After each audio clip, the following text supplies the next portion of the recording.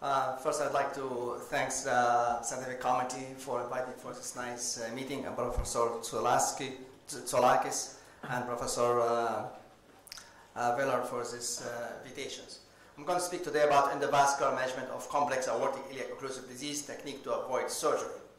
The option of treatment of aortic iliac occlusive disease, either surgery, which we all familiar with that, by endarterectomy, bypass, or extranodical bypass if patient cannot tolerate laparotomy, or endovascular by ballonoplasty or stenting, or conservative treatment with the exercise program. Before I go further with the best treatment is endovascular or surgery, I have to emphasize that conservative treatment still play a major role in aortic iliac occlusive disease. And this is a clever study which published in Circulation and endorsed by American Heart Associations, where they randomized 111 patients between optimal medical treatment and optometric treatment and stenting and optometric treatment and exercise. And they look at the change in the peak walking time, and they found the best result really is when we do optometric treatment and exercise. And this is emphasized that conservative treatment still is a major role in aortic iliac occlusive disease, especially in patients with claudications. What if we decide to treat the patient because he has severe symptoms? Then the choice between surgery and endovascular comes to questions. And this is a meta-analysis study which published in Journal of Endovascular Therapy in 2013, where they look at the outcome of 5,358 patients undergo direct open bypass versus endovascular repair. And what they conclude that there is a superior durability for open bypass surgery compared with the endovascular, but the patient will pay a price with increased longer of LOS and increased risk for complication and mortality. And all of us, we do an aortobiofilm bypass, who are familiar with the complications of aortobiofilm bypass, as incisional hernia about 11%, positive adhesions about 67 to 93%, and small bowel obstructions. So how we decide which way to go, endovascular versus open repair for aortic iliac occlusive disease? There's 4 points which is very important. First, look at anatomical characteristic of the lesion, the length, calcification, bilaterally, proximal to renal artery, common femoral artery involvement. They will look at physiological status of the patient, his age, gender, cardiac and pulmonary status, life expectancy. We look at the clinical symptoms regarding acuity and severity. And the last thing, we look at the complication factors which make surgery more difficult, like horseshoe kidney, Brevas procedure, and skin involvement.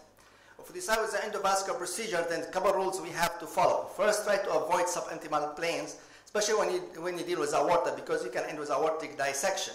And the best way to avoid that by going through the brachial approach and be very liberal with using re-entry devices. Second thing is protect the contralateral iliac by using kissing balloons. Use covered stents, especially if we're dealing with a CTO, eccentric calcification or perforation. Try to use the balloon expandable stent for common iliac artery and self-expandable stent for external iliac artery. Treat all inflow and outflow lesions, and always have a big respect to the collaterals. How we choose the treatment it depends on the anatomy according to the task classifications. For type A lesion, the recommendation is endovascular as a treatment of choice. Patient comes with iliac stenosis. You just balloon it, and sometimes stenting will get a good result. If we come to the type B lesion, then endovascular is the preferred treatment. Like this patient has common iliac artery occlusion, you balloon it and stent it, and you get good result. When we stent it, when we cross the lesion, we like to go from retrograde, cross the lesion, and if you have lesion in the contralateral limb, we try to cross it also. You balloon use a balloon angioplasty, kissing technique, and sometimes we stent. If we come to the type C lesion, the surgery is the preferred treatment for good risk patient. But sometimes you end with a patient high risk for surgery, then still endovascular could be an option for this kind of patients. Like this patient has external iliac artery occlusion, we cross it, stent it, and get a good result. And again, when we have an external iliac occlusion, we like to go retrograde, cross the lesions. If we cannot, then we go from contralateral limb, we cross the lesion, then we flip the wire, and then finish the procedures. If we come to the task D lesion, then surgery is a treatment of choice. But again, sometimes you can deal with a patient who has high risk for surgery, then endovascular is still another option even for task D. Like this patient has complete occlusion of external and common iliac artery, be able to cross it and stent it, and we get a good result. And again, when you have complete iliac occlusion, we prefer to go retrograde and cross the lesion. But if you cannot cross it and you end with a subintimal dissection or a plane, then better to go from contralateral limb and cross the lesion. If you cannot, then the best way to come from brachial. And usually when you come from brachial, most of the time you can cross the lesion through the interluminal plane and finish the procedure after you snare the wire and flip up the wire from going up to the brachial approach. Then we come to re-entry device. As I said before, we have to be very liberal in using a re-entry device in aortic iliac occlusive disease to stay intraluminal and avoid suboptimal dissections. We have an outback re-entry device which has a needle which can direct you back to the true lumen. It's very important to look at T and L view when you use this device to be sure you are directing your needle to the true lumen. And then like this case, you come from above, you come from contralateral limb, and then you use an outback re-entry device to go back to the true lumen and finish the procedures. The other device, we call the Pioneer re-entry device, is more expensive but it's more accurate because it has an ultrasound at the tip of the catheter which can help you direct the catheter back to the true lumens. There's another device which is less expensive called off-road re-entry device and has the same technique which can direct you back to the true lumen. Then the main question comes, should we use cover or uncover stent when come with an aortoiliac occlusive disease? And this is a good trial called a COBEST trial, where they have a conversion of covered versus pair stent for treatment of aortoiliac occlusive disease. It's a randomized controlled trial. They have 168 iliac lesion in 125 patients, task B, C, and D, and they look at the primary patency and stent occlusion at 1, 6, 12, and 18 months. When they conclude from this trial, they found for task B, there's similar patency between covered and uncovered stent. But when it comes to task C and D, they found the patient who had a covered stent, they have less binary restenosis and less occlusions. So what they conclude that patient with a severe aortoiliac occlusive disease, task C and D, there is an increased freedom from restenosis and occlusion with covered stent comparing with the parametal stent at 12 and 18 months. This leads me to the CIRAP technique, which is covered endovascular reconstruction aortic bifurcations. This is a patient who came to us with aortoiliac occlusion. He's high risk for surgery, he has severe COPD. So the step, I'm going to go through the step very quick. First, we get the femoral axis from both sides, 9 French from the right and 7 French from the left. Then we cross the lesion, and this is the most difficult part. The way we go, again, we go retrograde from both sides. If we are not successful, if we go to subintimal, then we go from brachial, and then cross the right, and then cross the left, and then flip up the wire, and finish our procedures. After we cross the lesion, they do balloon angioplasty. After that, we do our measurement. We measure the lengths of the iliac occlusion and the diameters. And then first, we place the aortic stent at the aorta. We use a V12, about 12 millimeters, and it has to be deployed at least 15 to 20 millimeters above the aortic bifurcations. After that, we convert the stent to the conical shape by inflating an X-large balloon at the proximal part of the stent at least 15 to 20 millimeters from the distal part of the stent.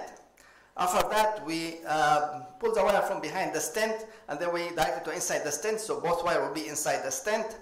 Then we use 2 V12 cover stent inside the main aortic stent with overlap at least 15 millimeters, and then we do simultaneous inflations, and we get an endovascular aortobiofilm bypass with an excellent result.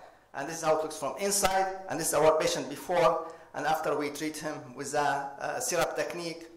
And this is a follow-up CT, and it's a lengthy procedure that will require a lot of wire and catheters. Another patient came to us with aortoiliac occlusive disease, again, high risk for surgery. The only thing I want to mention here that you can see a large clot or plaque close to the renal artery. This one you can still you can do a CIRAP technique, but it's always a risk of embolization to renal artery. So the best way, if you want to do an endovascular here to protect the renal artery, by putting 2 balloons in both renal artery, and then cannulate iliac artery and do CIRAP technique, and you get a good result. The last thing I'm going to speak about hybrid repair of aortic bifurcations. This is when we combine the new with the old technology, because surgery and endovascular has to be complementary and not exclusive of each other. But to do that, you have to have an access to the endovascular open repair in the OR. This is a patient, 69 years old, came to us with a Rutherford 4, right lower limb ischemia, has complete occlusion of the external and common femoral artery. So we did, and he has high risk for surgery. So we did common femoral artery atherectomy first, and then through the patch, we cannulate the external iliac artery, ballooning, stented, and we finish the procedure. Another patient came to us with a complete occlusion of the right iliac stent and diseased left iliac artery. Again, he's high risk for aortobiphym, with complete occluded both common femoral artery. So we formed the common femoral artery endarterectomy first, then we crossed the external iliac, balloon stented, and then we tried the right side, but we were unsuccessful, so we did fem-fem bypass. The last thing is that patient, he had an aortobiphym bypass, and he came to us with a severe claudication, and angiogram revealed severe stenosis at the proximal anastomosis, and this was treated very easy and successfully just by placing stent proximally and relieve his symptoms. If you want to do a hybrid technique, the most important is to perform first the common femoral endarterectomy first, and then do the iliac intervention, because if you try to cannulate the occluded common femoral artery, you can end with the dissections or suboptimal passage. And if you were planning to place a stent in the external iliac artery, you need to do that after you're doing common femoral artery endarterectomy, because if you do the stent first, it will be very hard to clamp the external iliac artery to do common femoral artery endarterectomy, and you may end with the stent thrombosis. So as conclusion, endovascular reconstruction is technically feasible even in complex D lesions. Surgical reconstruction of aorto-iliac bifurcation is more durable, but with increased initial morbidity and mortality. Open endovascular options should not be exclusive of each other. They should be complementary. Conservative management is inappropriate in mild to moderate cases. Please individualize your treatment for each patient. Thank you very much.